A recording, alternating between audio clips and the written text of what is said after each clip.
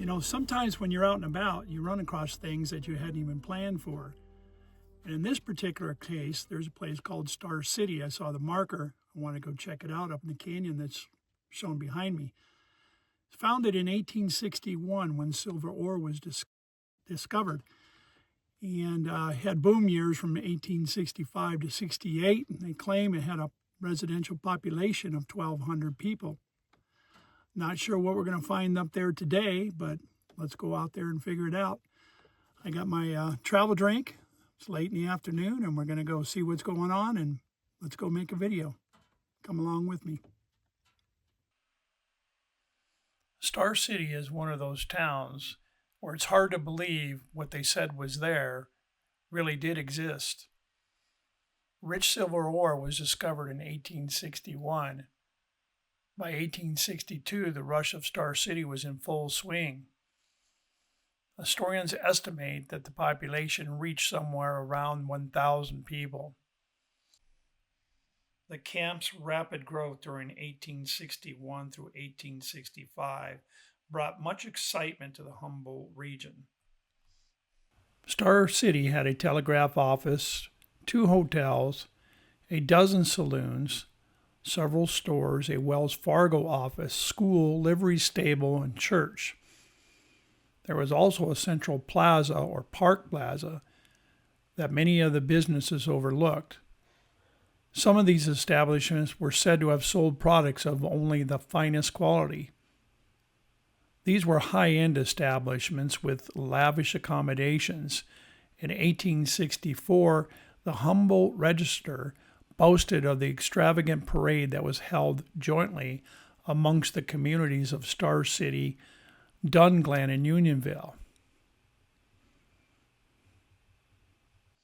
Star City's pride was the famous Sheba mine at the head of Star Canyon, acclaimed the richest mine ever opened in the territory by Unionville's Humboldt Register newspaper. At the mouth of the canyon, the Sheba mine built a 10-stamp mill which took advantage of the swift flow of water in Star Creek. A tramway from the head of the canyon transported ore to the mill. There's a few locations in the canyon where you can see remnants of the support towers for the tramway. All of my photos don't do justice to the beauty that I found in this canyon. The other thing that you really can't tell from what I have shown here is how steep the roads were at the end of the canyon to get to some of the mines up there.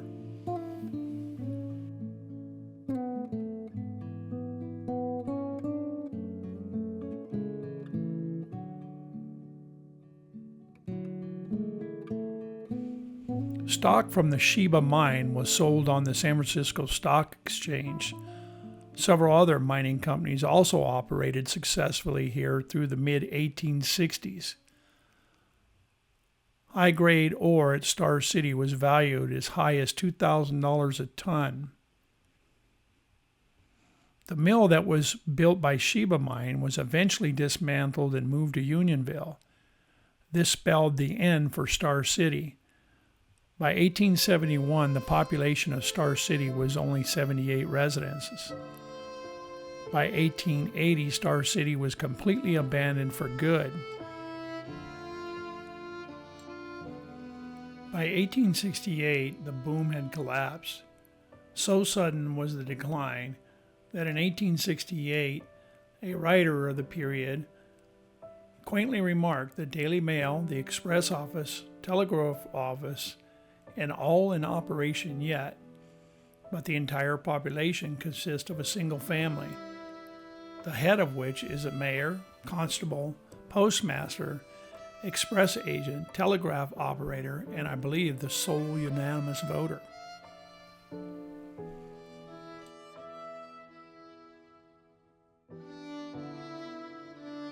You'll notice that I have included a couple of these public land survey plats in my presentation here. I thought at this time it would be a good place to have a brief discussion on that entire system. It's known as the Public Land Survey System. The public land survey system began shortly after the American Revolutionary War, when the federal government became responsible for large areas of land west of the original 13 states.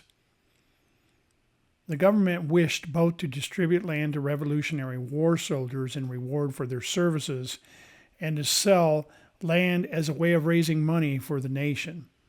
Before this could happen, the land needed to be surveyed.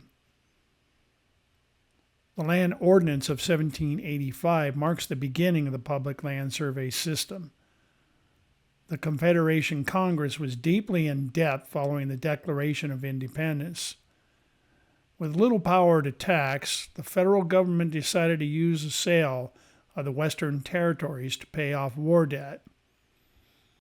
The Treaty of Paris, which was signed in 1783 between United Kingdom and United States of America, ceded all the property and territories east of the Mississippi River. This map that was created in 1787 shows what the Northwest Territories looked like at the time. It includes the modern states of a portion of Minnesota, Wisconsin, Michigan, Illinois, Indiana, and Ohio. The public land survey system has been expanded and slightly modified by letters of instructions and manuals of instruction issued by the General Land Office and the Bureau of Land Management, and is still in use in most of the states west of Pennsylvania and west to the Pacific Ocean. The surveying of any regional area, such as a state or multiple states, is a multiple-step process. First, two of the controlling survey lines are established: a baseline, which runs east-west, and a principal meridian, which runs north-south. The locations of the two are determined by a previously chosen initial point.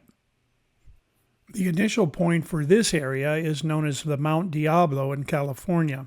It was established in 1851 and is a principal meridian extending north and south from its initial point atop Mount Diablo in California. Established under the U.S. Public Land Survey system, it is used to describe lands in most of Northern California and all of Nevada. This map right here is an example of the survey methods used back then. It was created in 1900. It's the township number 31 north and the range 34 east. And in that map, you can see where the claims of the Star mining districts were created. However, Star City was long gone by then. Wanted to take you along for the ride up Star Canyon so that you can see the beauty and perhaps sometimes the steepness of some of these locations at the end of the canyon.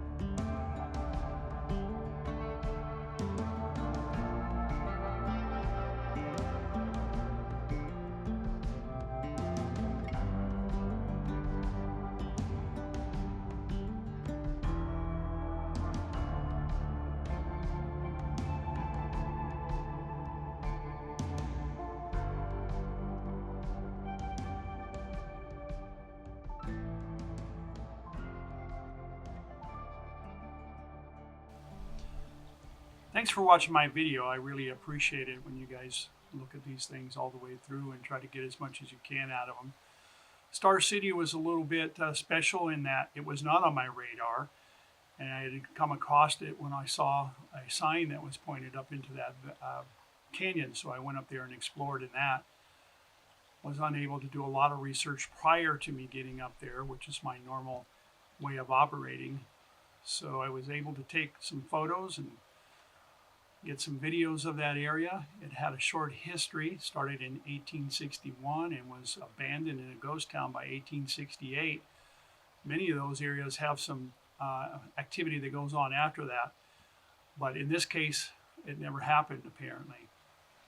And I also included that area of the video just for general interest and purpose about the Land Ordinance of 1783. It's great to do that and find the research and present to you guys how land is divided up and how it was back then and the rules and laws of survey today. Hope you enjoyed it, and hope to see you on the next video. Until then, have a good one.